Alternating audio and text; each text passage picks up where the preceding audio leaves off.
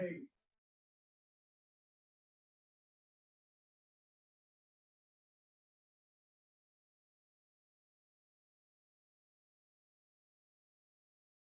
I see recording in progress. Yes.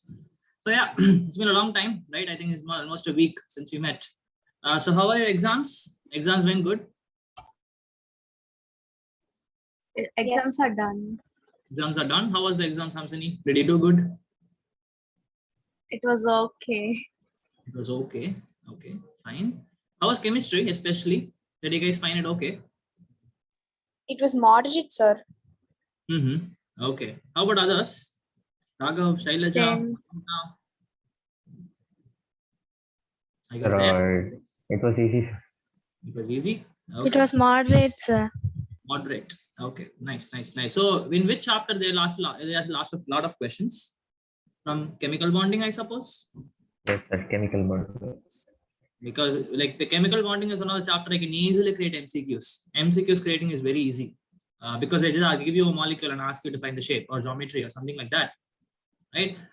So fine. So last class we completed your VSCPR. We saw for all the what is that? All the types of molecules. What is the shape? What are the geometries? We even went on to see bond angles. If you can remember, maybe I can show you. Let me share my screen.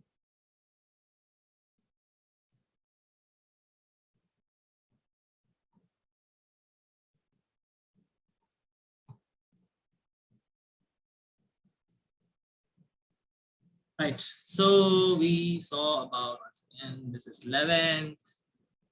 Today is what? Today is 18th, right? 1809, right? Fine. So we saw about bond angles, if you can remember, right? So we saw how to do them. Say, we took the examples of NCl3, NH3, NF3, right? So all these things we know how to do it now, right? So the trick, if same shape, right? We saw some. I think I can just show you instead of me wasting time. Where is it? Did we write anything here? No. Here. Where is it?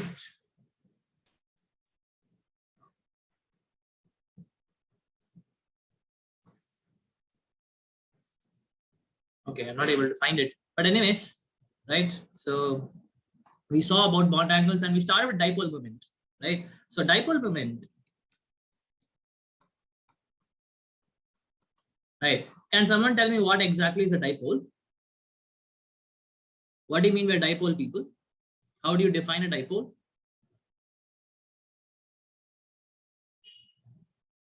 From the name you can understand, right? Dipole means what?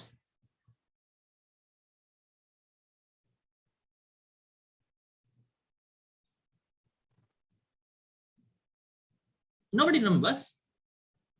Okay, so a dipole is something equal and opposite charges separated by a distance. This is how you define separated by a distance, right? This is how you define a dipole.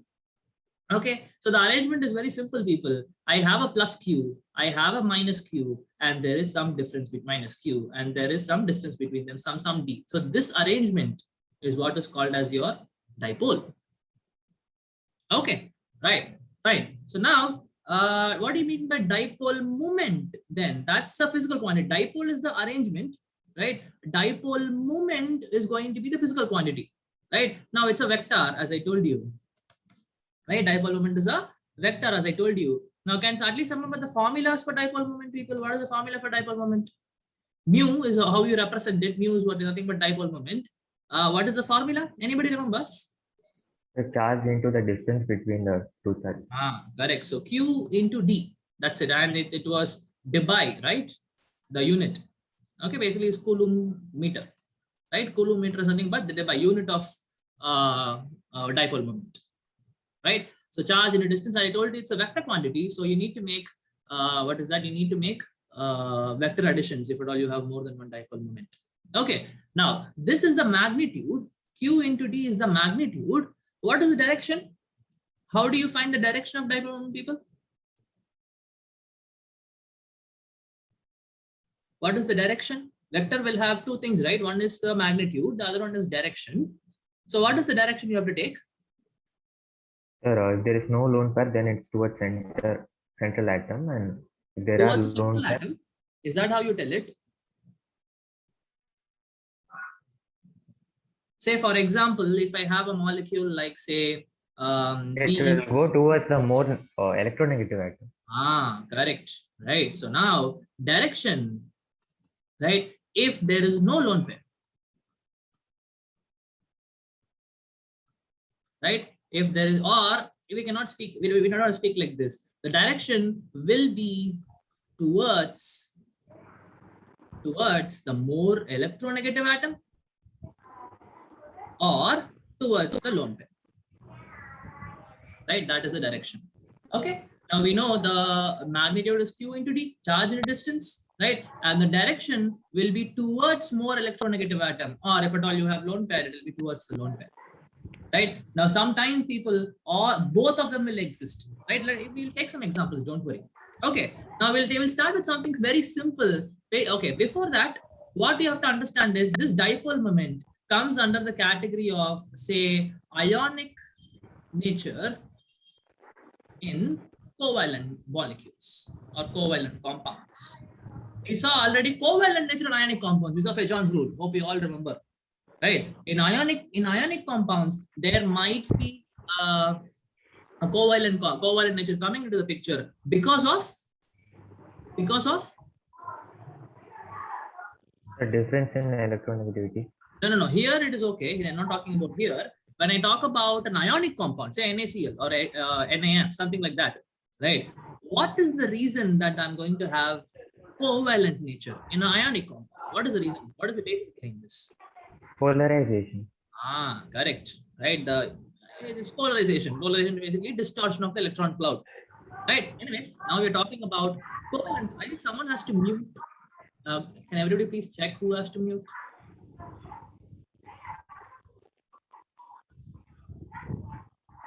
Is it Kanishk?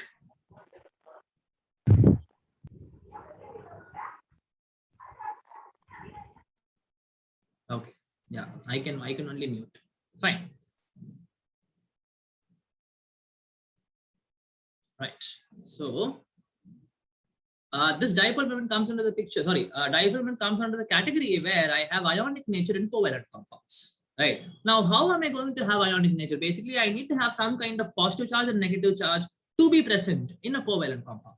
Okay. Now, please understand, people, for me to have some ionic nature, right? Now, ionic nature, I can also call it as polarity. Okay, the polarity of the molecule, or say more polar, less polar, something like that. Right. Now, this ionic nature is directly proportional to difference in electronegativity between the bonding atoms. Right. Now, say for H2, Cl2, F2, there is no ionic nature because the electronegativity difference is 0. Here it is X, here it is X. X minus X will become 0. Same way with this and this. Right. But if you go for a molecule like, say, HCl or say HF, right, now there is definitely some difference in electronegativity because two different atoms are there. Two different atoms means two different electronegativity values. Okay, right. So now, as we already mentioned, now if you check where the electron pair, or say where the electron density is maximum in, say, H2 molecule or say Cl2 molecule, right, you will find that the electron density is maximum right at the center of these two nuclei, right at the center of these two nuclei. Right? Okay, because there is equally they are going to pull the electron towards each other. Okay. Yes, any questions? Right. So now, if I take molecule like HCl, what I understand is there is definitely difference in electronegativity, right? So what happens? Chlorine is more electronegative than hydrogen, right? So the electron cloud is not going to be at the center. It is going to be more towards chlorine, right? It is going to be more towards chlorine. If it is going to be at the center, there is no charge separation, people. Right. But if the electron cloud moved towards one of the atom because of it being a more electronegative, right, there is going to be some charge separation happening. Right. Now, since electrons are moving towards chlorine chlorine will have a partial negative charge, not a full negative charge. It is not Cl minus. There's a difference between Cl minus and Cl del minus. This is a proper anion, right? Now, when I say Cl del minus, this del represents partial charge, not full charge, right? So there is going to be partial negative charge on chlorine because the electron cloud is moving towards chlorine, right? And obviously, since electron cloud is moving away from hydrogen, there will be a partial positive charge on hydrogen, right? Fine. The same goes with the HF molecule also, right? Now we're talking. Now this is what is the ionic nature, people. See, you have a positive charge and you have a negative charge, and okay, that's about ionic nature. And I will be able to correlate this with the dipole moment. Is it not? How will I correlate? This is equal and opposite charge, right? Del negative, del positive, same amount of positive and negative, and it is separated by a distance here. The distance is nothing but the bond length, right? Or if I just write it properly, in compounds, right? The Q is nothing but the partial charge. I'm talking about the dipole moment, dp, right? So the Q, the partial charge, is the Q value, and D is nothing but the bond length, right? D is nothing but the bond length because that is the distance between the two charges, isn't it? Okay, so now this exactly is an arrangement for a dipole, is it not? So since it is a dipole, it will have some dipole moment, right? So if for HCl molecule, if I have to write the dipole moment value, this thing mu, right? It will be what? Del value, right? Again, negative or positive doesn't matter. Let's just take the magnitude of the charge, del into the bond length between H and Cl. This will be the value of dipole moment for HCl, right? Okay, now same way it will be for HF. Now the question is, where do I have more dipole moment, right? Now understand, definitely bond length is a criteria, but majority of the criteria goes to the partial charge.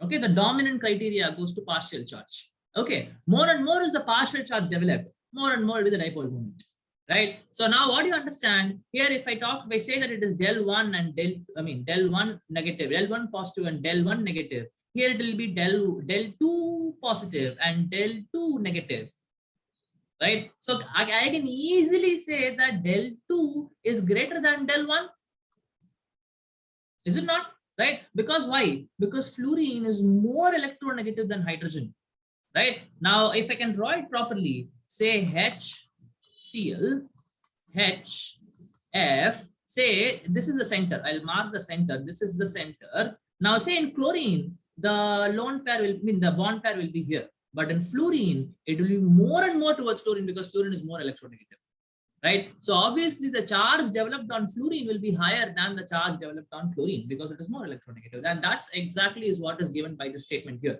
The ionic nature, or say the polarity of the molecule, or I can say the dipole moment of the molecule is directly proportional to the difference in electronegativity between the bonding atoms, right? I hope everything is clear, right? Okay, right. So now we understood what is dipole moment, how is it connected to the ionic nature of the molecule in a covalent compound, and we looked at the formula, direction. Now, okay, direction is very simple. Now the direction in case of HF molecule, the direction should be towards F, and in case of HCl molecule, the direction should be towards what is that? Chlorine, because I told you the direction should be towards the more electronegative element. In this case, I don't have any lone pair. Yeah, lone pairs are there. Even if you consider the lone pair, again, it will be same direction. Okay, right? Fine. That would be the direction of dipole moment. Now, this is a simple molecule, right? So in this case, there is only one dipole moment, right? What if there is, say, multiple dipole moments? For example, let me take beryllium fluoride. Okay, right? I'll take beryllium chloride, beryllium Cl Br, and beryllium F Br. Okay, now we'll try to arrange them in the order of dipole moments, right? Okay, now what are the shapes of all these molecules, people? What are the shapes of these molecules? All the molecules, are they going to have same shape or different shape? First question, are they going to have same shape or different shape?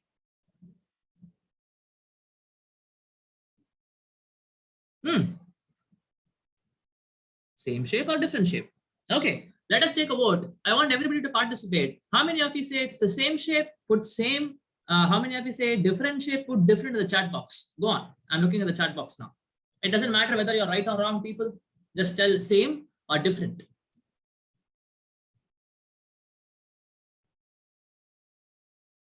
That's a guess game so that everybody. Sir, could you show the molecule? Sure.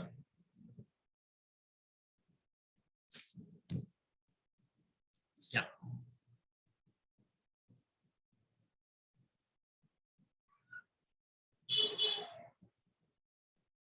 Come on, I see 12 people here. I want 12 responses. Go on.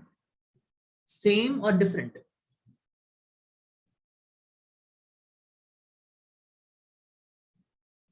Sir, what is written after BCl? Why again? BeCl2, then it is BeClBr, here it is BeFBr. Sir, is there any compound called like BClBr? BeCl3, that is No, sir, BClBr. no, that doesn't matter here. Whether the compound exists or not is not our concern. Okay, if such a molecule exists, assuming that such a molecule exists, what will be the shape? All of them will have, Suprajit says it's same. Okay. Don't make me point out names. Okay, Girdhar, same. Girdhar says same. Okay.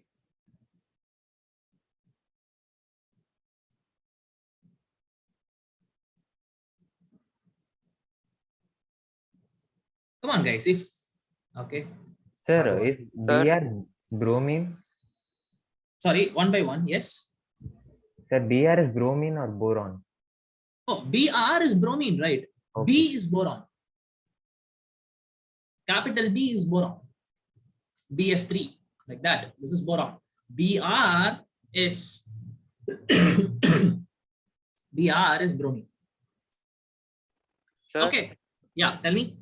so should we, it's like the same for BClBr or and BClG, BFBr, only those two or those three molecules, sir?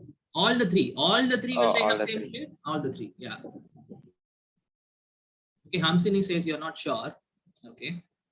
Same shape, sp2 hybridized. Yes, it is sp2 hybridized. Okay, guys. Most of you answered. The answer is correct. I'm sorry. Most of them, I mean, all of them will have the same shape. Is it not? It's very simple, no, people. It's not sp2 hybridized, Raghav. This is sp hybridized because you will find that the steric number is 2. Is it Yes, not? sir. Right. SP. Right. Steric number is 2 because 2 chlorine atoms here, 2 bonding atoms here, 2 bonding atoms. No lone pair, right? Everything has 2 bonding atoms, right? Everything has 2 bonding atoms, and none of them has any lone pair on beryllium, right? So all of them will be same shape. What will be the shape? What is the shape? If I have steric number 2, sp hybridized. Linear, sir. Linear, right? All of these molecules are linear. Okay, so let us draw. Okay, so beryllium, Cl, beryllium, Cl, Br, beryllium, say F, Br. Right? All of them are linear. See, you don't have to think much about it. If beryllium chloride BeCl2 is linear, obviously all these are halogens, right? Right. So irrespective of what halogen I have on these sides, without doubt, you can tell that it is going to have the same shape. Right. Okay, fine. Now we're talking about dipole moment. We understood. See, people, for understanding dipole moment, first question, do you have dipole moment in your syllabus? Yes, sir. Sir, we have. Thank God, right? I shouldn't be spending so much time. It shouldn't be like titration, right? We spend so much time and it is not there. Okay, fine. So now everything is linear. So let us try to understand. Okay, guys. Now for each bond, remember, for each polar bond, there should be one. Okay, just give me a moment. Someone is not laying into the. I'm alone in the house. Just a moment. I'll be back.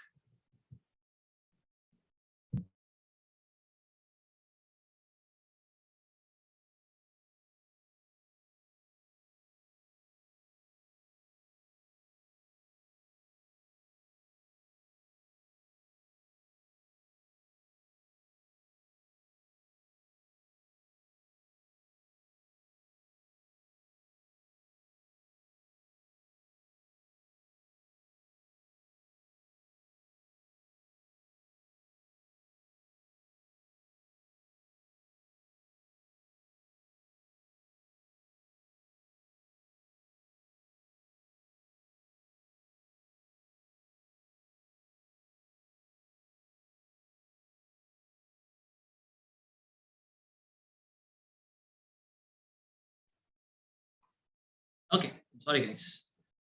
So, yeah, so all of them are linear. Now I told you for each polar bond, there should be one dipole moment, right? For every polar bond, there should be one dipole moment. Now just think about this and tell me, in this particular molecule, how many polar bonds I have? In BeCl2, how many polar bonds, or in any of this molecule for that matter, how many polar bonds I have? First of all, how many bonds I have in this molecule? 2, sir. Right? That's very simple, right? So this is one bond and this is another bond, 2 bonds. Are these bonds polar? Yes, sir, they are. Yes. How do you say that? The Cl is more like they are halogens and they are more electronegative than beryllium. As That's it's in very both. simple. There is a difference in electronegativity. That's all you need to understand. Chlorine is more electronegative, beryllium is less electronegative. Chlorine is more electronegative, beryllium is less electronegative. Right? For each polar bond, there will be a dipole moment. Say if at all in this case, I find that there are 2 polar bonds, so there will be 2 dipole moments. Yes, I hope everybody gets the point, right? 2 polar bonds in this particular case, so 2 dipole moments, Sir? right? Yeah, tell me. But the net dipole moment will be 0, right?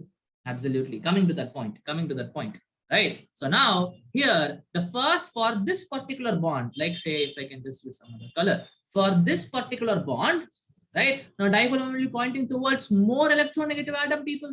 More electronegative atom will be chlorine here, right? Same way, for this polar bond, the dipole moment will be pointing towards this side, right? Now, say I call it as mu1, mu2, right? Now tell me, what is the relationship? Mu1 and mu2 are equal, or mu2 is greater than mu1, or mu1 is greater than mu2? Which of this is correct? Sir, mu1 is equal to mu2, but it's in opposite side.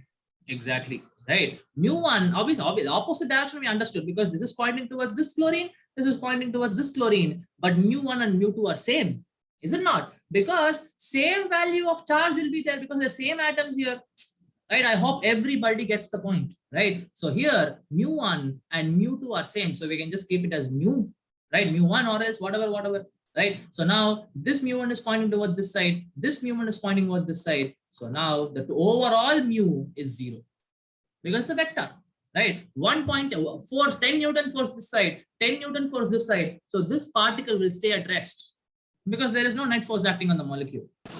Sir. Yes, tell me. So, but this won't happen in case of BeBrCl or Absolutely, absolutely. Correct. Coming to the point. Okay, right. So now, people, again, I have 2 polar bonds in this picture. So definitely there's going to be 2 dipole moments, right? So now, let me ask, who should I ask? Okay, Hamsini, are you there, Kana? Hamsini? Yeah, sir. Yes. You can hear so me? Hamsini. So there are 2 polar bonds, right? So for this bond, dipole moment will be there. What will be the direction of dipole moment for this particular bond? For this bond, how should I put the arrow mark? Where it should be pointing towards? Oh.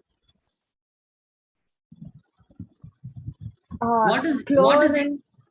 Right, chlorine, like, because it's just blindly say it. Dipole moment will point towards more electronegative element.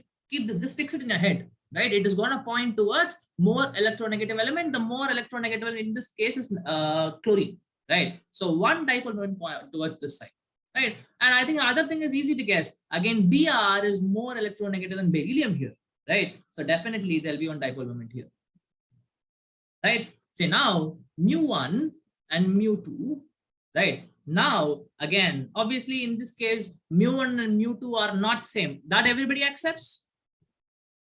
Yes, everybody is accepting the fact that mu1 and mu2 cannot be equal because there are 2 different atoms here, right? Say in this case, I will have del 1 negative, and in this case, I will have del 2 negative. Del 1 and del 2 are not same because chlorine and fluorine are not of the same electronegativity value. So it's the same goes with your HF and HCl. Right? You say if I take HBr, again, it will be lesser than this, lesser than HCl. Right? This will be the order of dipole moment. Right? Because chlorine is more electronegative. Right? Now the question is, which is greater? Mu1 is greater or mu2 is greater? So mu1 is greater. Absolutely. There is more. See, if I just talk about, if I just take these individual bonds, I have a beryllium chlorine bond and I have a beryllium Br bond. 2 bonds, right? Now, I told you here it is del 2 negative, so it will be del 2 positive or del 1 used. Okay, we use del 1. Right? So del 1 negative, del 2 positive. Del 2 negative, del 2 positive. Okay, so now forget about the bond length here. Now tell me del 2, del 1, I can blindly say that del 1 is greater because chlorine is more electronegative, right? So obviously the mu1 value, which I have written here, will be greater than mu2. Okay, so now guys, tell me there are 2 dipole moments of and pointing towards opposite direction, but not the same magnitude. If it was same magnitude, like in the previous case, it is 0. Right now, one side I have mu1 which is greater, other side I have mu2 which is lesser. So the overall dipole moment mu will be pointing towards which direction? Cl. Exactly. So this is mu1, this is mu2. This will be the overall dipole moment. The arrow mark which I have done here. Right? This will be the overall dipole moment, which is nothing but this is mu. If I write mu will be equal to mu1 minus mu2 because mu1 is greater. This is magnitude and the direction is towards chlorine. Right? Now, let me ask someone in particular.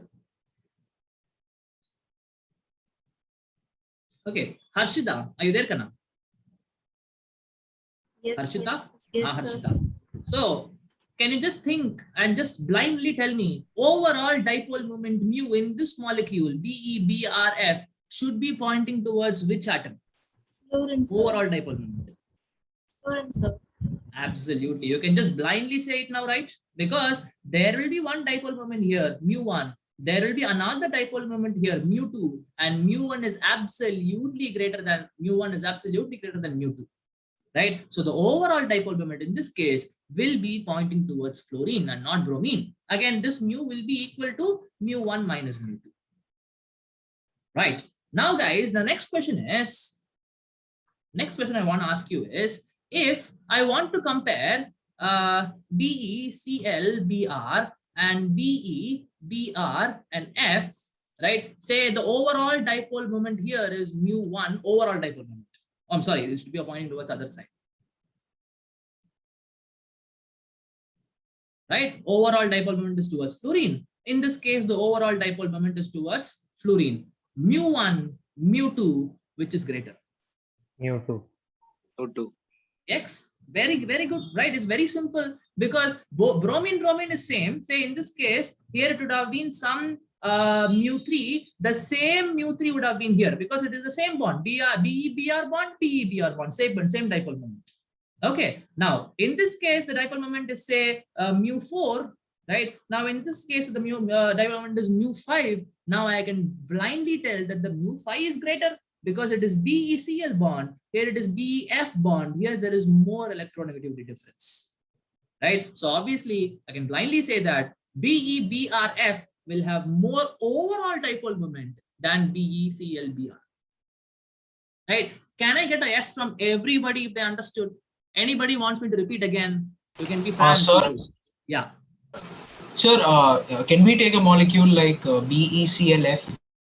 Yeah, BeClF, we can take. You want to So compare in this? that the overall dipole moment will be towards F, right? Yes, overall dipole moment will be towards F. Yes, but okay.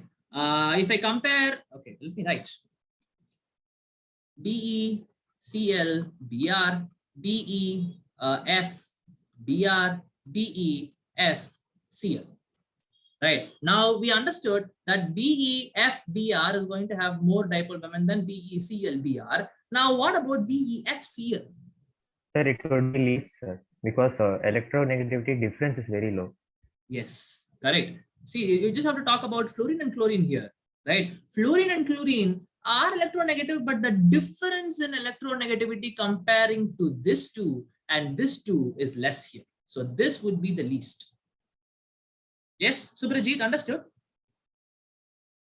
I'm sorry, sir. Could you repeat? Yeah, sure. So what I'm telling, but actually, see, I have FCl Br. This is E1 electronegativity, E2 and E3. Okay, right. So now this we know. So now in case of BeCl Br, right, the electronegativity difference between this thing Cl and Br is E2 minus E3, right? E2 and E3, right? For this, it would have been E1 minus E3, and for this, it would have been E1 minus E2. Okay, right? Now, I cannot say, see, comparing this particular molecule and this particular molecule, I cannot actually compare because these two, like this particular molecule compares fluorine and chlorine, and this particular molecule I have here compares chlorine and bromine, which are just like say consecutive atoms. So I will not be able to compare, but I can compare this molecule BeFCl with BeFBr, right? So now F and Br are here, more electronegativity difference, and F and Cl are here, whereas there is less electronegativity difference. So again, I can, okay, sorry, I should have put the arrow mark like this. So now the BeFBr will have more dipole moment because there is more electronegativity difference compared to this. But this particular molecule I have here and this particular molecule I have here, I can compare if I know the exact values of electronegativity. Sir, actually BeCl-Br is least, sir. BeCl-Br is least. Yeah, no, we cannot compare basically, right? BeCl-Br and BeFCl, the electronegativity difference E1, E2, E3 yes, will be almost same, No, sir, there's much difference. Like Cl is 4.0. No, Cl is exactly, correct. If I know the exact electronegativity values, yes, definitely I can say for yes, sure. Sir. Right. Okay, now understood, Suprajit, is it fine? Yes, sir. Sir, but Right. we also cannot say that both the dipole moments are same, right? BeCl-Br on B. No, that is definitely no. We cannot say that it is same for sure. No, that is not the case. There will definitely some difference, right? But I can say which is greater or which is lesser once I know the electronegativity values. That's what I'm saying. Okay, sir. Got it. Right. Sir? Okay. Yes, tell me. Sir, Sri Giridhar has a current cut, so he'll join when the current comes back. Sorry. What happens, Sri Giridhar? Is something in the chat? Okay. Oh no. What happens, Sri Giridhar? Is there any problem? Sri Giridhar, something you said. What happened? Sir, he has a current cut. He'll join shortly. Oh, he'll join later. He has a current issue. Yes, sir. Okay. No issues. No problem. Okay. Right. So that's about the whatever. Now say, let me take an example. Right. Let me take another example. Let me take BF3 molecule. Okay. What is the shape of this molecule, people? What is the shape of BF3?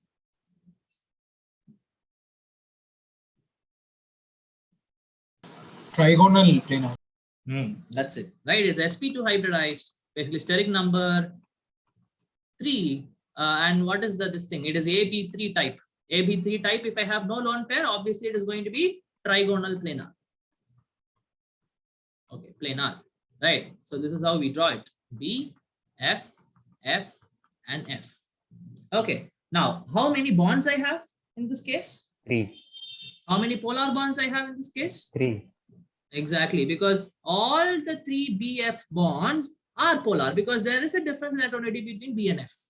Right. Okay. So can I say this for this particular bond, the dipole moment pointing towards this fluorine, for this particular bond, dipole moment pointing towards this chlorine, and for this, it is going to point towards this chlorine. Right. Say now, and obviously mu, all values are same. Right. Now, what is the overall dipole moment? Say if I write mu overall will be equal to what? 0. Absolutely. Very simple, right? Say now, if anybody is wondering how this happens, right, you can go for a rectangular, like say, you can go for your rectangular or a parallelogram of addition, whatever it is, right? Say now, if I just do it like this, 1, 2, three vectors, all are equal and opposite, I mean, all are equal magnitude, right? Say now for this and this, for this particular value and for this particular value, the resultant will be pointing towards this side, right? The resultant will be pointing, say if at all this is mu, I mean, not mu1, mu,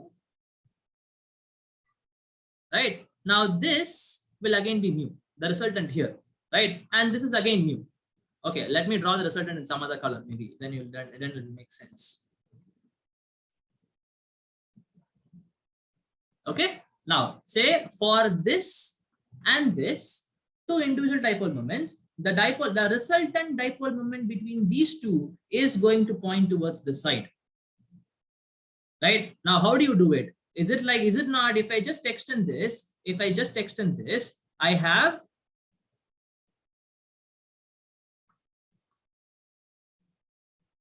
right? This is mu.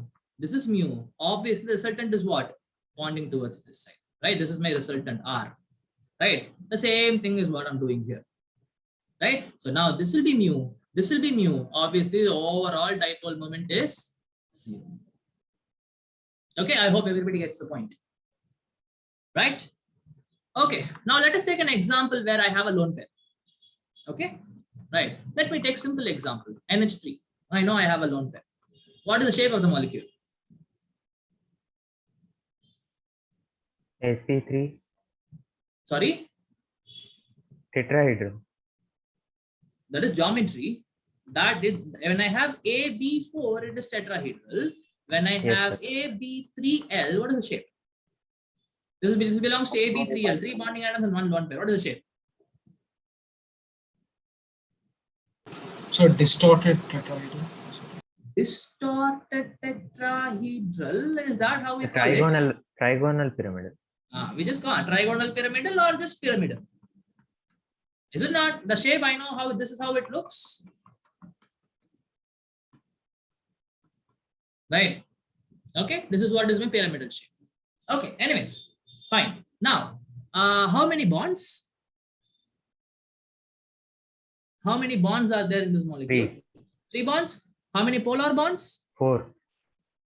Okay. Bonds. How many polar bonds? Bonds. If there are only 3 bonds, then how will I have 4 polar bonds? Sir, we shouldn't consider lone pair. No, that's why I'm specifically asking bond. Okay, 7, 3. Right? So yeah. So now 1 polar bond, 2nd polar bond, 3rd polar bond, because there is again difference in electronegativity between the bonding atoms. Right? Okay. So now see, remember guys, this time it has to point towards nitrogen.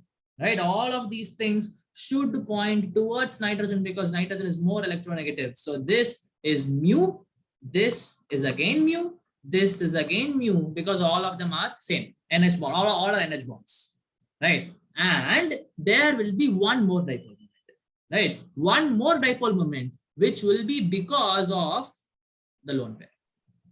Okay, which will be because of the lone pair. So now I told you it should be pointing towards the lone pair. This we call it as mu1 because obviously it is different. The NH bond will have another dipole moment. The lone pair will have another dipole moment. Okay, right? Fine. Now, obviously, all of them are pointing to, we don't have to look at the rectangular law of pair and nothing. So now all of them, right? All of them are pointing towards nitrogen. All of them are going up. I can tell all of them are going up towards nitrogen. And this is also going up.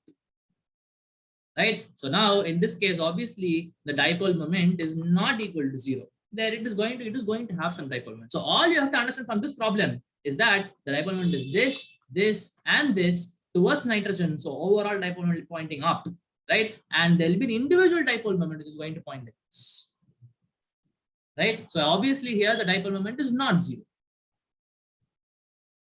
Okay, right? Fine. I hope everybody is able to get the point, right? So I think that is enough. This, I mean, I can go tougher and tougher questions, but you don't have to go into the details. This much is enough for your level. Okay, if anybody is interested, please look into it. I can go for some complex molecules that I explain you, but that is really not required right away. Right? Okay, maybe one more example. Just we'll take H2O molecule.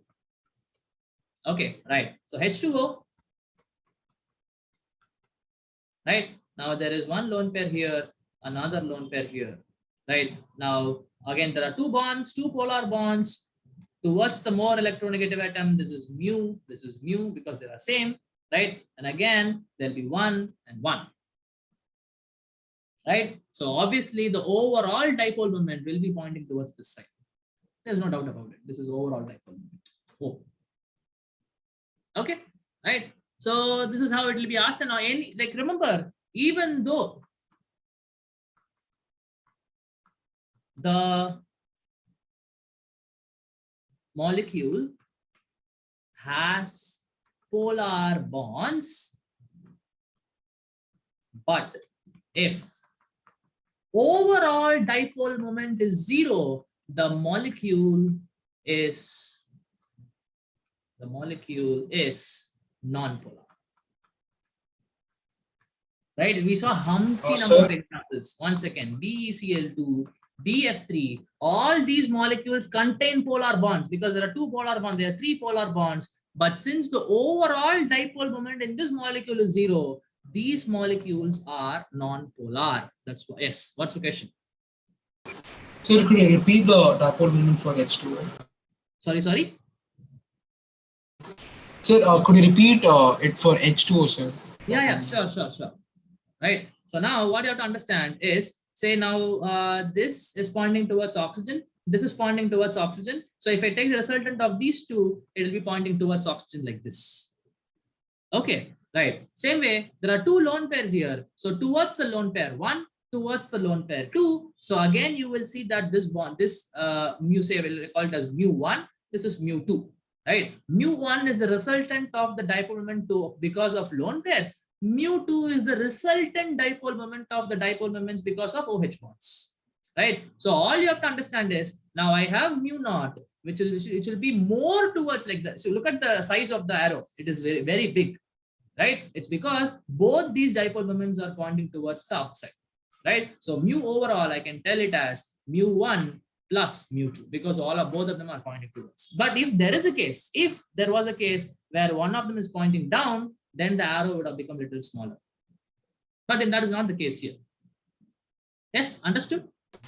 Sir, but mu1 is not exactly pointing towards oxygen, right? Mu1 is not pointing towards oxygen. See, but the problem with vectors is, if at all there is one vector in space, can I not shift it to any place I want in the Cartesian plane? Is that not one of the property of the vector? See, this mu1 is there, this mu1 mu2 is there, this mu2 I can even write it here. There is no big deal. The vectors can be shifted in the entire Cartesian plane. There's no problem. Yes, okay. Okay, sir. Right. Sir? Okay. Yeah, tell me. Sir, here, why did you take the lone pairs like one to the left and one to the right? Because that is how it exists. We cannot take it as up and down.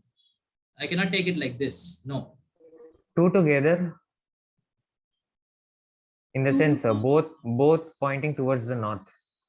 No, that will not be the case, right? I have to follow VSEPR. This comes from VSEPR. In VSEPR says there will be a distance between these two lone pairs. There will be a distance between these two hydrogens. That's what VSEPR theory says. So that's why we took the shape like this. Okay, sir. Right? Okay. So now, concentrating on the point which I wrote here. Right? I'm sorry, guys. What is happening? Guys, I have to take this call. Okay, 1 second.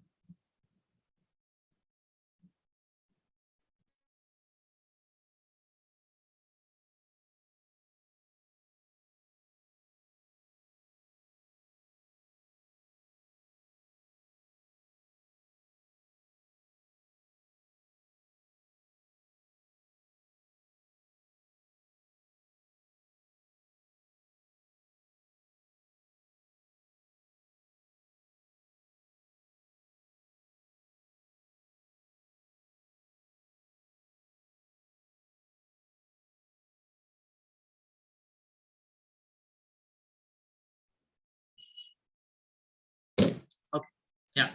So concentrating on this particular point which I wrote here, even though the molecule has polar bonds, right? But if the polar bonds dipole moment cancel each other, that is the overall dipole moment is 0, then the molecule becomes non-polar. That is very, very important, people. Just because BeCl bond is polar, we cannot tell that this is a polar molecule, right? So for being, okay, or I would say for a polar molecule, right, the net dipole moment should be non-zero. That's the point. Okay, Sir? right? But there should be some net dipole moment value which should not be zero. If it is not zero, then only it is a polar molecule. If it is zero, then it is going to become a non-polar molecule. So in the questions, I don't know whether you got any questions like this. They would have asked you, out of the four, which is a polar molecule, which is a non-polar molecule? Did you get questions like that in the exams? Anybody? No question came like that? Yes, no, Forgot. or sir. don't remember? Okay, right. I don't know whether you may, if at all I was a question paper setter, I would have asked you these questions. I don't know. Anyways, right. So now the point is very simple. For a molecule to be polar, non-polar bond, for the entire one molecule to be polar, there should be some net dipole moment. It should not be zero. If it is zero, it is going to become non-polar. Okay, people, right? Fine. And obviously more and, okay, I can tell more and more is the net dipole moment, more and more is the ionic nature of the covalent compound. This also you can tell, right? Or I would say more and more is the polarity, whatever it is. We have already seen this point. Okay, so I hope everything is clear regarding your dipole moment. Right, now we'll move on. We'll move on to the next theory as such.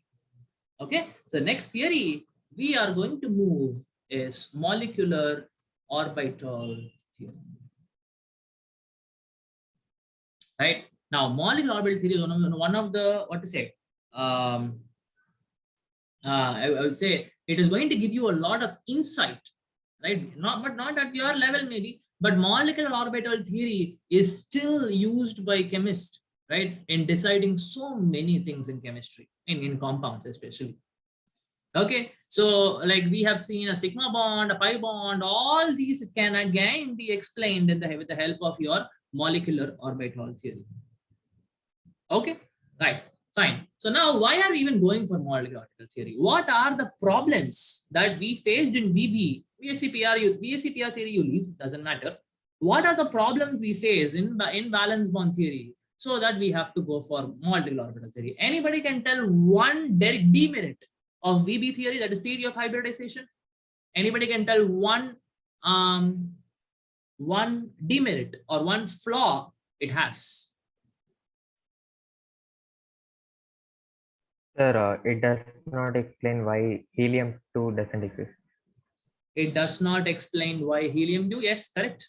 It does not explain why helium-2 doesn't exist. Okay. Sir, and it also doesn't explain the magnetic properties of nature of Absolutely, absolutely. Right. So first one is He2 not existing is not explained. Magnetic properties. We'll come back to this. What are these magnetic properties? I'll explain you now. Right. Okay. Magnetic properties are not explained. And anything else? Anybody wants to add a point?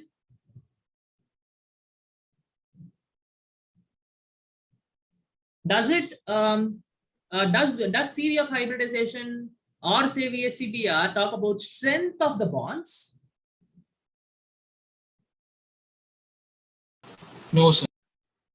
I would say not directly, at least. Yeah, even though we can tell, say for example, if I take a HCl molecule and a HF molecule, HF bond is stronger than HCl bond because it says that here I would say 2s and 2p, sorry, 1s and 2p are interacting. Here 1s and 3p are interacting. So obviously lesser overlap. So something like that we can speak, but not directly. Okay, so strength is again a problem. Strength of bonds again is not explained with the help of VB theory, that is theory of hybridization, right? So if I directly talk about strength, another thing I can speak about is stability, right? See, for example, if I can have SiH5 minus. Okay, now theoretically, if I use VB theory, this molecule actually exists. Okay, this molecule actually exists, but But since it is highly unstable, this molecule doesn't exist. Even though theoretically we can tell, okay, this is going to have trigonal bipyramidal geometry, all these things we'll be able to tell. Okay, but in reality, this doesn't exist, right? Because my this thing, your VB theory does not talk about stability. It explains how the bond is forming, sigma bond, pi bond, all these things are explained, but the strength of the bonds and the stability of overall molecule is really not explained in case of your valence bond theory.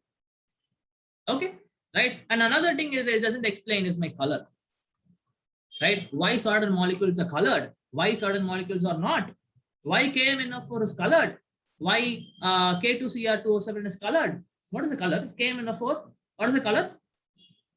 Is it yellow? Potassium. What? Yellow? No, it's not yellow.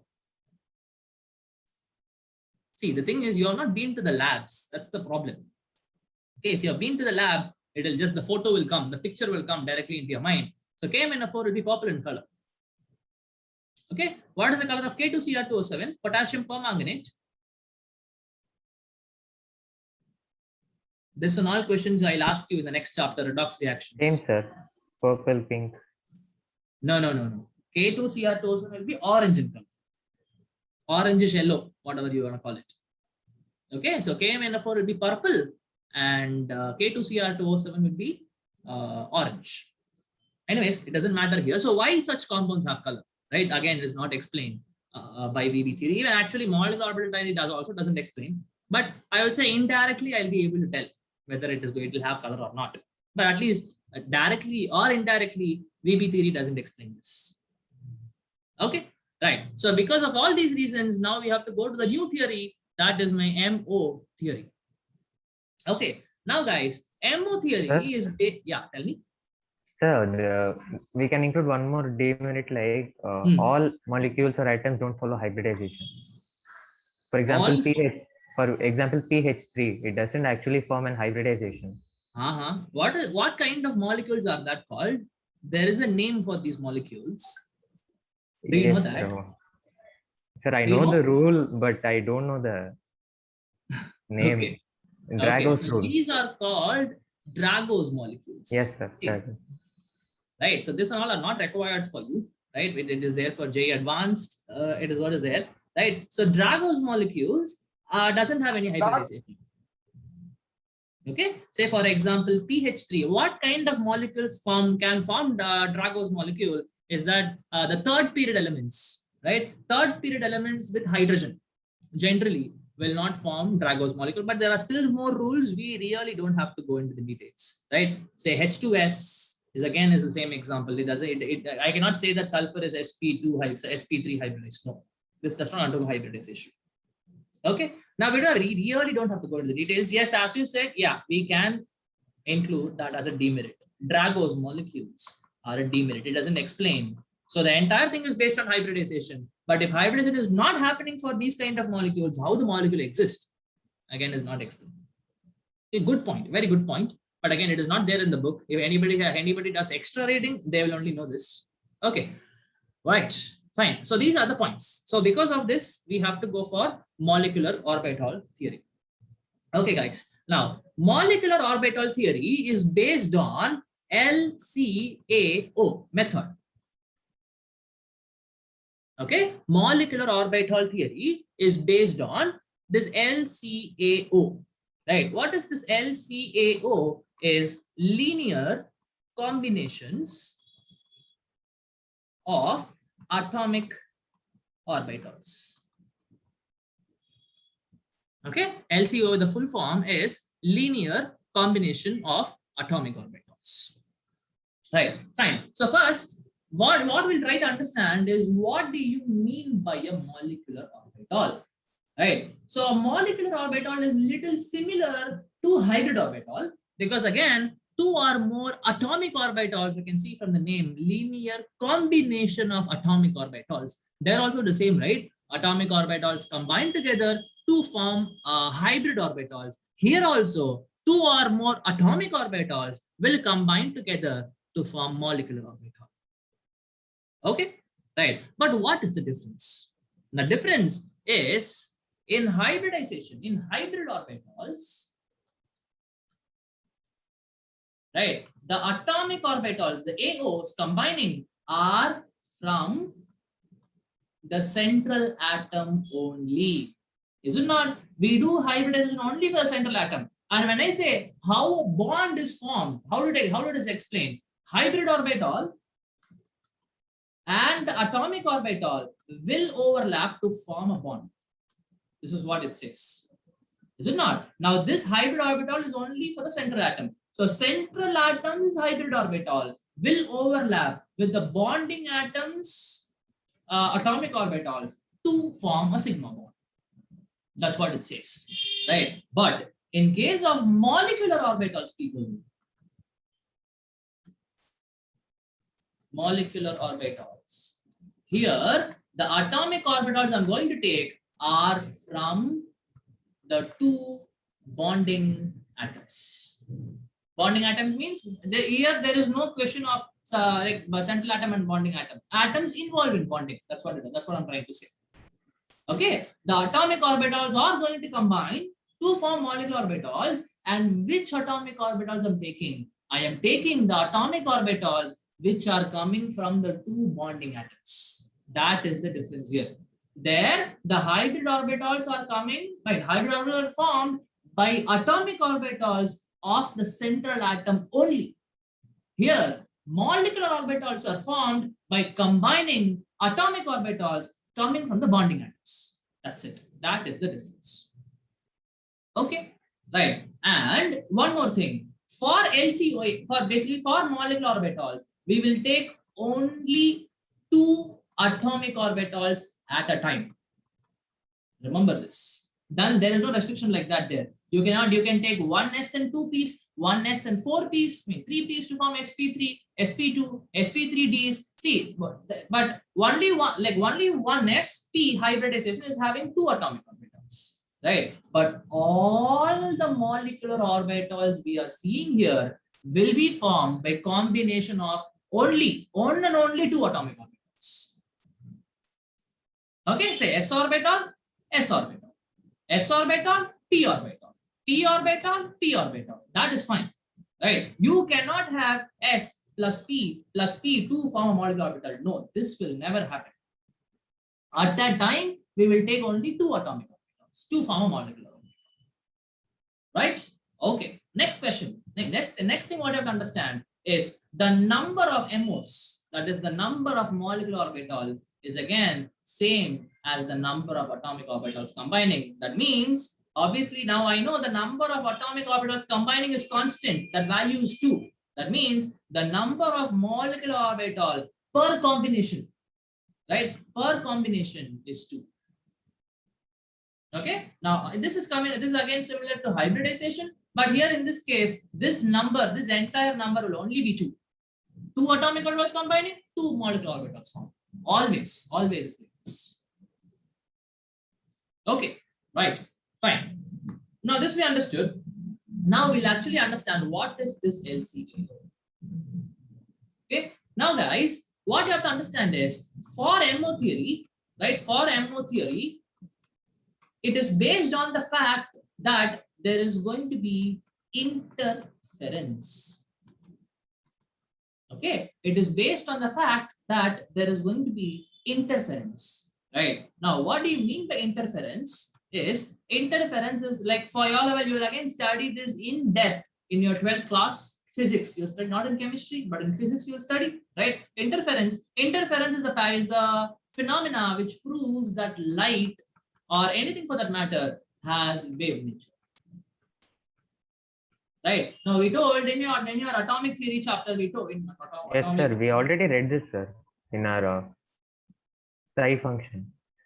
Yes. Right. Interference. Right. So now we understood that light or electron have both wave nature as well as particle nature. Right. There are instances to prove that light has both particle nature as well as wave nature. Particle nature, photoelectric effect is the example, and for wave nature, interference, diffraction, all these are examples. We do not have to go into the details. What are these exactly? right? So in a layman's term, how do I explain interference? Interference is basically combination of waves. Okay, interference is nothing but, or I would say combination or say interaction of waves. So if two waves are there and they're going to interact, that phenomena is what is called as interference, right? That's a very layman's term when I'm trying to explain. This is not the exact definition, people, but I cannot explain you what exactly this is because you need more physics for you to understand, and therefore right now you don't have that level of physics. Okay, we don't have, yeah, yes, question. Sir, can you repeat that for a particle nature of light, which activity was it? Photoelectric effect. Sir, then double slit experiment. Double slit experiment is for interference. Young's double slit experiment is for showing okay, that interference is happening. Okay, sir. You will study the Young's double slit experiment. You will study in your 12th class. Okay, sir. That's a very important, long answer type question, which will definitely come in your board exam. Now itself I'm telling.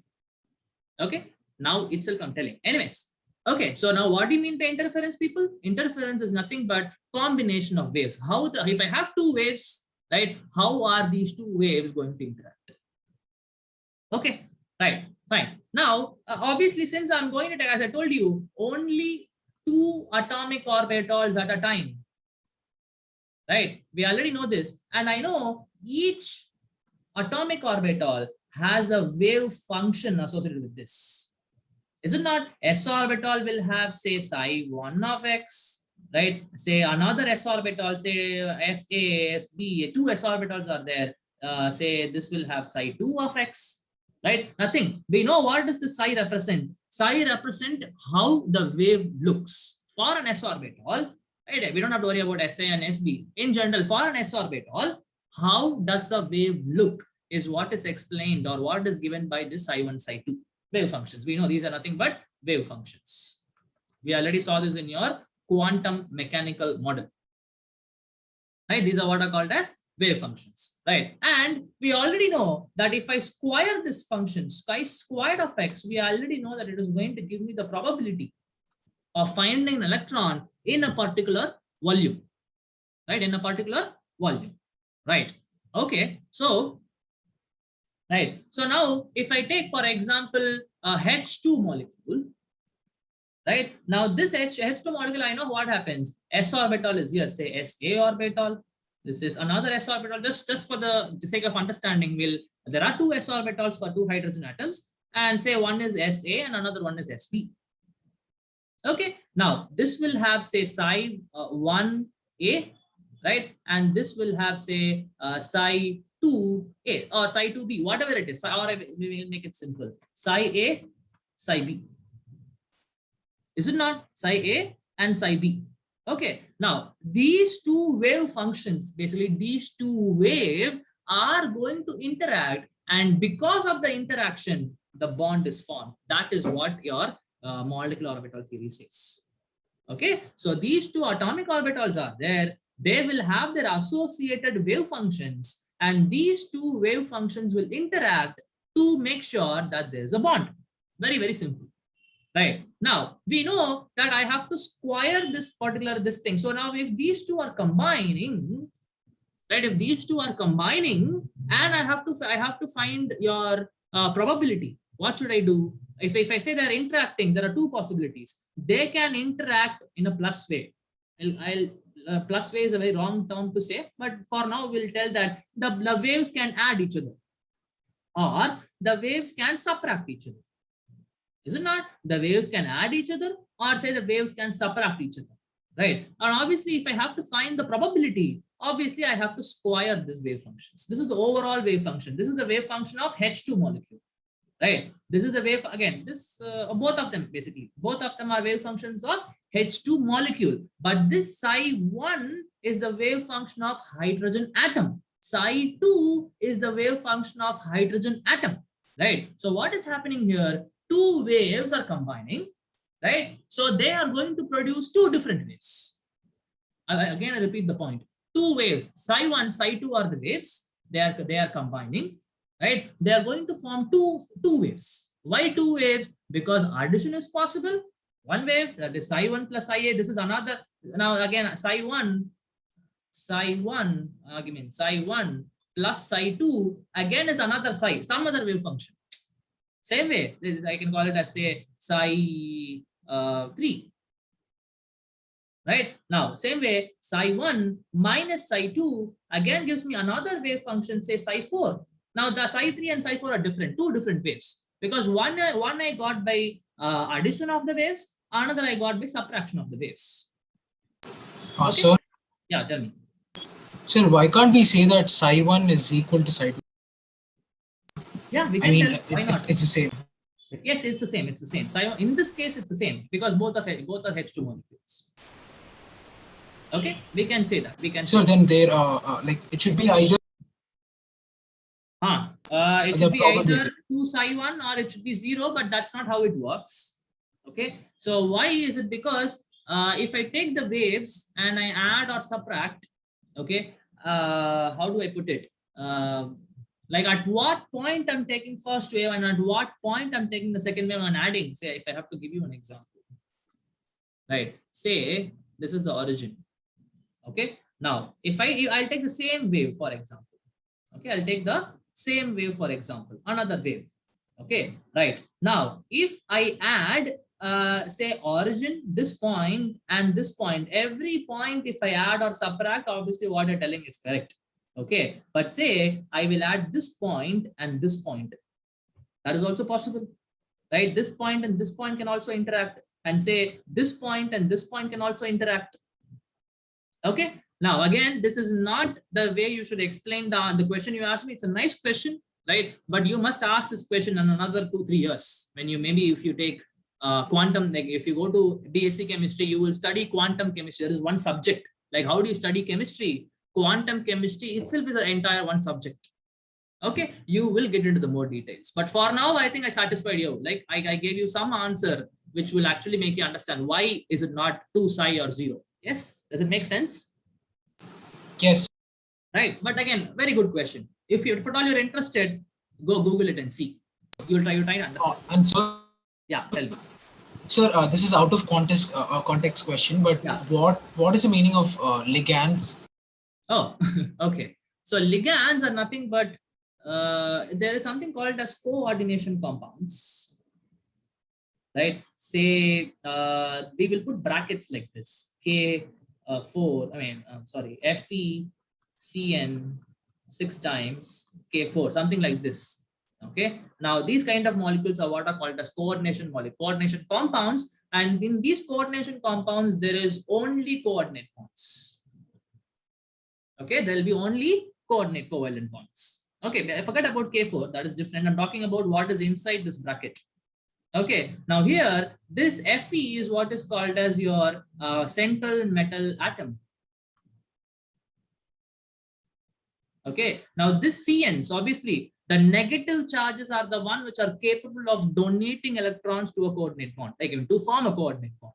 Is it not? So whichever is donating the electron to form a coordinate bond is what is called as a ligand.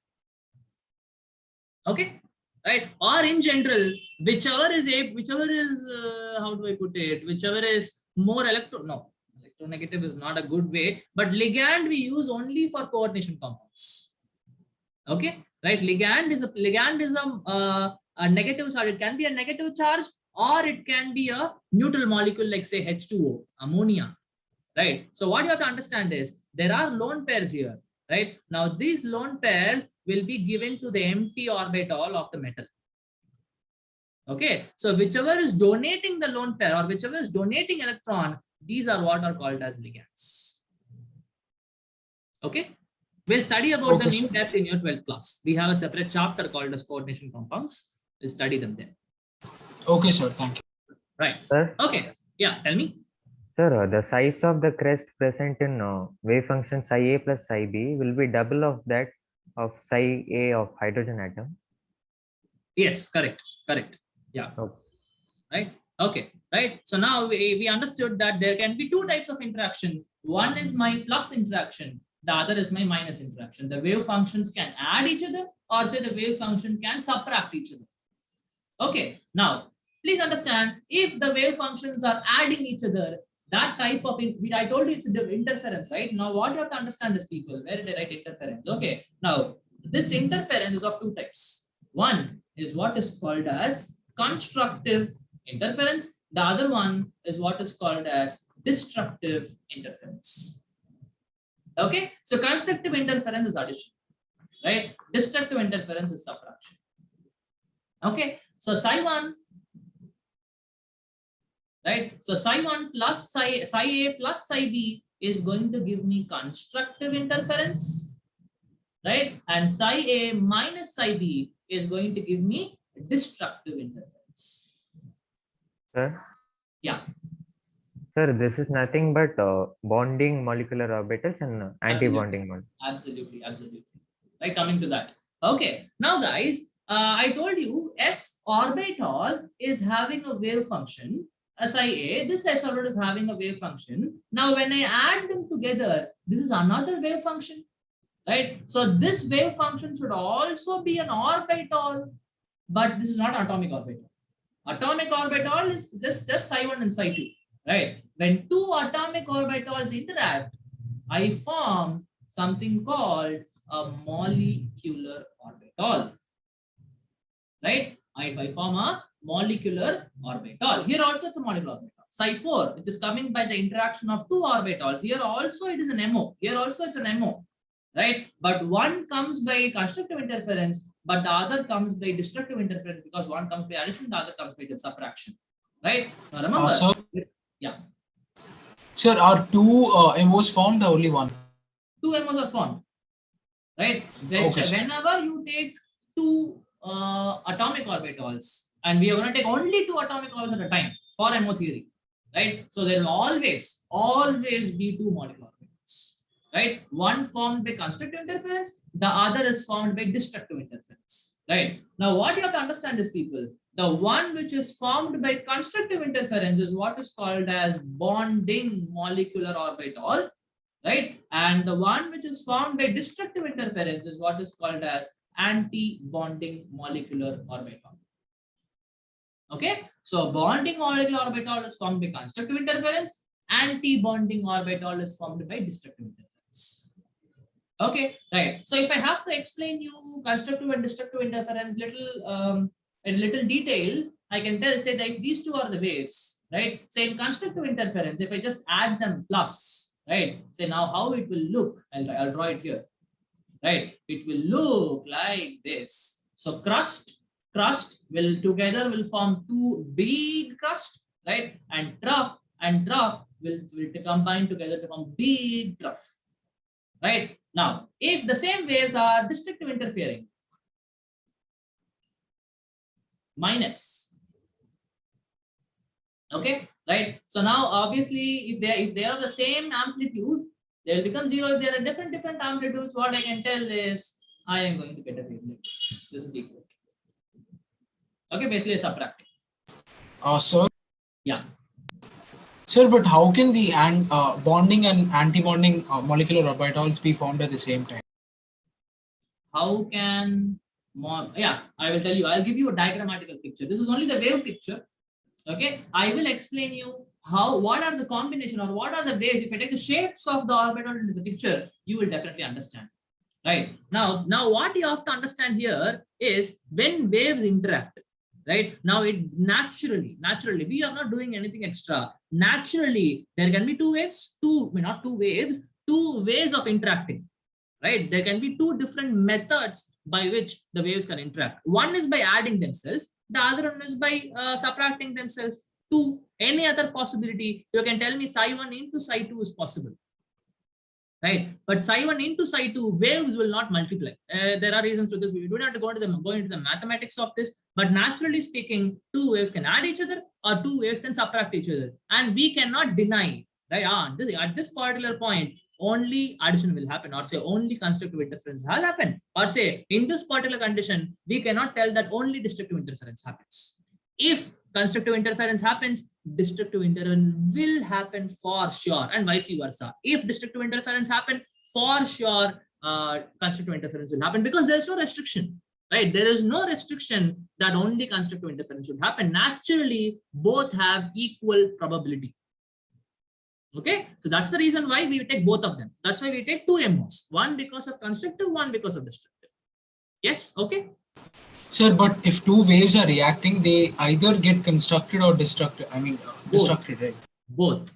They both get constructively interfered and get destructively interfered. Not or. If that happens, this will happen. Okay. And Right. sir, I didn't understand how the size of the crust doubled. Oh, it's because not doubled. I'm just telling you, it's going to become bigger. That's it.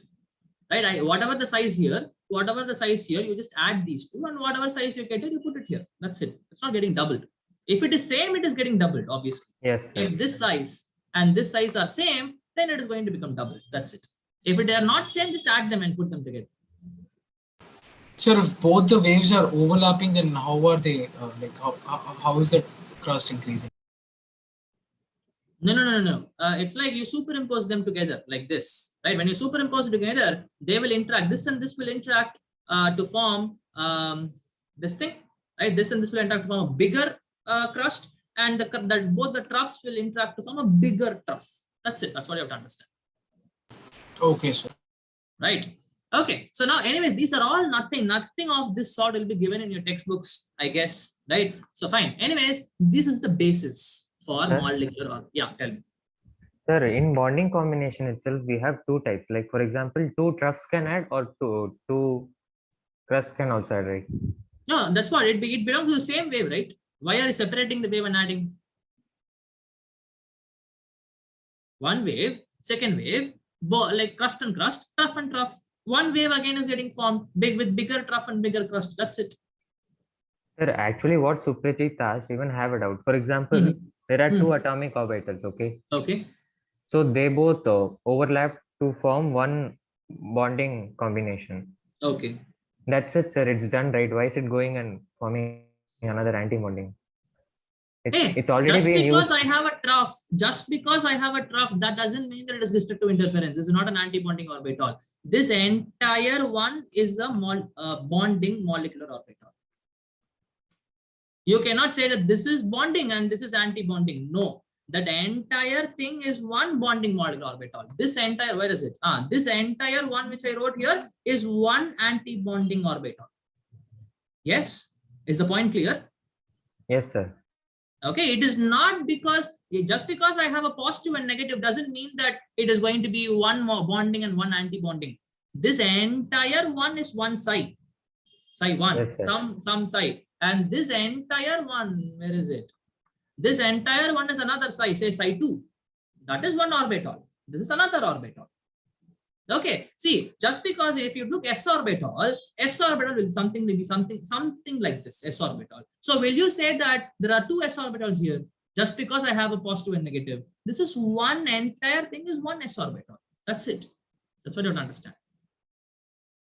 Okay, Suprajit, I think now you're sir, yeah, tell me. Sir, I have another doubt. Sir, like in anti-bonding orbital, will the amplitude be less? Will the amplitude be less? Yes, correct. Amplitude will be very less. Correct.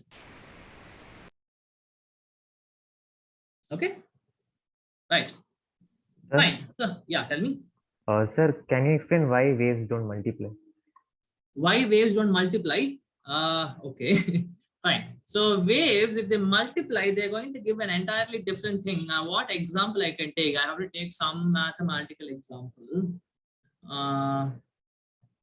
Say if I have y is equal to x squared into sine x, something like this, two different functions if I have. Okay, so now you see, if I multiply this, I say what you understand here, if it was x squared plus sine x, but x squared plus sine x again is okay. We'll take this one better.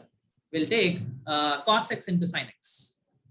Okay, and say cos x plus sine x will still look like something like a cos or sine. That's for sure. If you add one cos x and another sine x, that will still look like some sine or cos wave, right? But cos x into sine x, if you check, I'm not sure how it will look, but it is definitely not going to look like cos x. it is not going to look like sin x. It is going to be an entirely different kind of wave, or entirely different kind of graph you will get, right? That's why we say that this thing is, because there should be some similarity between the bonding orbital, anti-bonding orbital with the atomic orbital, right? But if two waves multiply, right, if two wave functions multiply, that is going to be an entirely different scenario.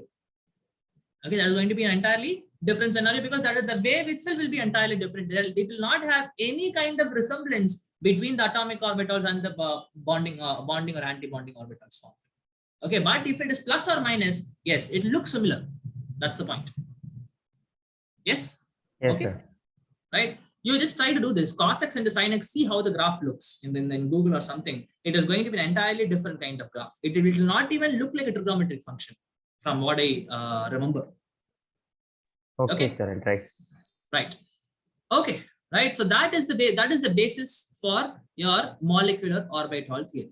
Right. So two atomic orbitals combined. Combination can be in two ways. One can be constructive interference, the other can be destructive interference, two combinations. So since I have two combinations, I can have two molecular orbitals formed. Constructive interference means bonding molecular orbital, destructive interference means anti-bonding molecular orbital.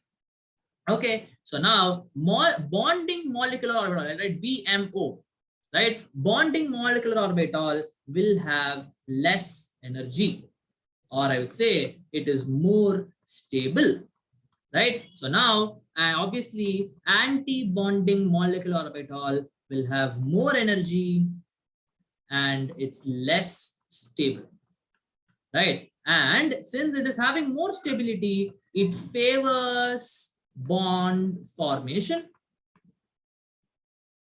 right? It favors bond formation. Basically what? This is where, if at all I have a choice of putting electron in a bonding orbital or an anti-bonding orbital, I will put the electron in bonding orbital. Or in other words, I can tell Pauli's exclusion rule, exclusion, Hofbauer's principle, and Hund's rule. All of them has to be followed for, not only for this thing, it has to be followed for MO theory. Okay, it has to be followed for what is that, molecular orbital theory also. Okay, so now what I have to understand is bonding molecular orbital supports or say favors bond formation because they are more stable and having lesser energy, right? Anti-bonding molecular orbital are having more energy, less stability, so they oppose bond formation. Sir, Yeah. sir, on what basis are we saying that anti-bonding molecular orbitals have more? Okay, maybe we can talk in terms of stability. More energy, less energy. If it is little confusing, we can talk in terms of stability. Bonding molecular orbital is more stable because it is constructively interfering. Okay, right? It's all about the over. Now, but bringing overlap is not a good picture, but bonding molecular or we'll go for this. Okay, I thought I will not teach you because it will take some time. What is the time? Okay, right. So now I will take two s orbitals. S, another s, and I am putting a positive sign. You can even put negative and negative sign, doesn't matter. Right? Now, what do you mean by positive and positive is not positive charge. Please understand. Okay, it is what? It is the wave function which is above the origin. The wave of the s orbital. This is s orbital, another s orbital. What do you mean by this plus? Means the crust. That's what I'm trying to say. One above the origin. If this is the origin, whichever part of the wave is above the origin or above the x is equal to 0, y is equal to 0 line, that is what I'm taking, right? And I can even write minus, minus. Now again, it's constructive interference. See, it's when I put plus, it is always constructive interference. If I put minus, it is always going to be destructive interference. Okay, fine. Anyways, now what you have to understand is two s orbitals are combining constructively. Okay, so now what will you see is you are going to see an orbital like this. And this is where you will find electron to be present. Okay, now look at, now this is a bonding orbital. Okay, this is going to be a bonding orbital. Now this is something like overlapping. right? Now look at the overlap. Since the overlap is happening perfectly, I am forming a big orbital where the electron can be present. This favors bond formation. But say this also will be the same. This also will form a big orbital, right? And obviously the electron will be here. That is not an issue because both are constitutive interference. But say I take one plus and another minus, right? Whenever you see plus and minus interacting, that is going to be destructive interference. Okay, and the sign doesn't matter. It's better you put a plus. Okay, right. So plus interacting with the minus. You don't put plus or negative. If it is plus plus, minus minus, constructive. If it is plus and minus, it is going to be destructive. Okay, now what will you understand is these two will repel each other. Okay, say now they will form something like this, plus minus. Okay, now you see there is a node here. What do you, I know what we know what is a node, right? Node is a place where I cannot find an electron, or say the probability of finding electron is 0. Okay, now this is how an anti-bonding orbital will look if s orbitals are destructively interfering, and this is how a bonding molecular orbital will look if they are constructively interfering. And from the diagram itself, you can understand the electron density is going to be more in case of a bonding orbital. And obviously, since this has a node, the electron density would be lesser here. Or I would say the probability of finding electron in an anti-bonding orbital would be less when compared to a bonding orbital. Obviously, this is where it is more stable, less energy. This is less stable, more energy. Right. Now, same way I will take, one second, let me complete p orbital, then we'll get a better picture. Wait. So now, if I take p orbital, right, say p orbital plus minus, it will have both plus and minus, right? Plus, now again, I'm going for constructive interference. So I'll put like this, plus minus. That means plus and plus are interacting. That's what you have to understand. Okay, now this is constructive interference. You will see that there will be a big plus and a small negative.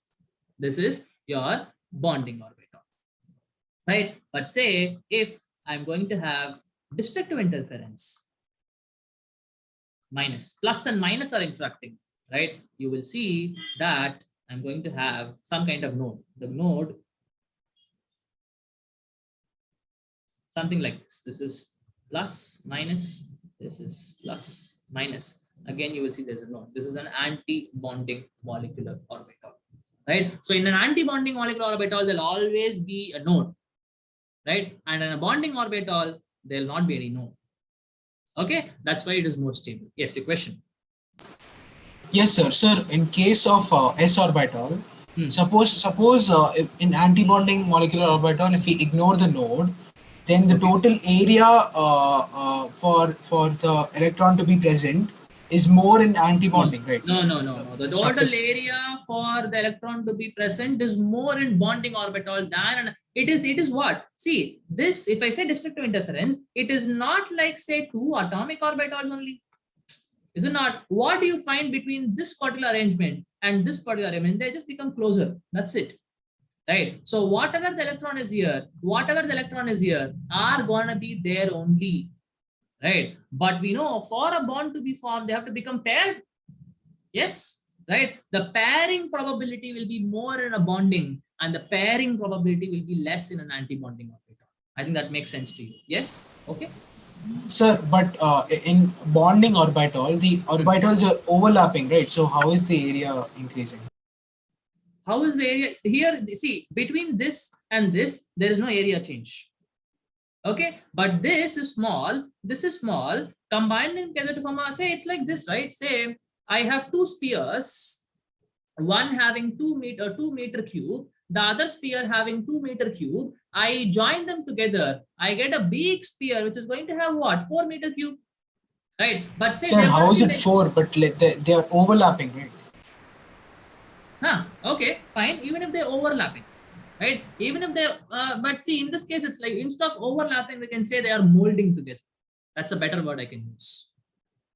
Okay, they are molding together to form a big orbital, or say to form a big sphere. Not a sphere, the shape is like this, whatever I've drawn. This is the shape, right? But see, don't worry. It's all about that if the electron is present here, right? There is more probability of electron to be present here than to present here, because this is like individual atomic orbital, right? If there are individual atomic orbitals, first of all, overlap is not happening properly, or I would say there's no overlap happening, right? If there's no overlap happening, I cannot pair the electrons. If I cannot pair the electrons, it is not going to form a bond. As simple as that. Okay, sir. Understood. Right? Okay, I think we'll stop with this, guys. Okay, we'll continue. Like basically, I can just give names. This is nothing but sigma S. This is, and this would be sigma star S. And this, what I wrote, is my sigma P. And this, what I wrote, is my sigma star P. All these are different names I can give. We'll continue. Okay, next class. Tomorrow's class we'll be completing this chapter. Okay, any questions anybody has? Sir, actually, we can say it even mathematically that in bonding combination, the probability density would be more, because like psi square A plus psi square B plus correct. 2, So if I it will have be psi plus 2. A, absolutely correct. What you're telling is absolutely correct. In So what should anti-bonding, it would be minus 2 minus? maybe. Absolutely. So Subrajit, if you understand what he's trying to say, if I take the square for wave functions, psi A plus psi B, the whole squared. If you check, what will be the formula? Psi A squared plus psi 2 squared plus 2 psi A psi B. Right? But if I take psi A minus psi B the whole squared, it will become what? Psi A squared plus psi B squared minus psi 2 into psi A psi B. So mathematically also you can say that there I have more probability, because we're talking about square. When I square the function, I'm talking about probability. Right? So probability of finding the electron will be more in a bonding orbital than in an anti-bonding orbital. So mathematically also, as Raghav is saying, yes, you can tell that. Definitely. Okay, sir. Understood. Right? Anybody has any other questions? Okay, fine, guys. Thank you so much. We'll meet again tomorrow. I'm ending the class. Thank you. Thank you, sir. Thank you, you. sir. Thank you.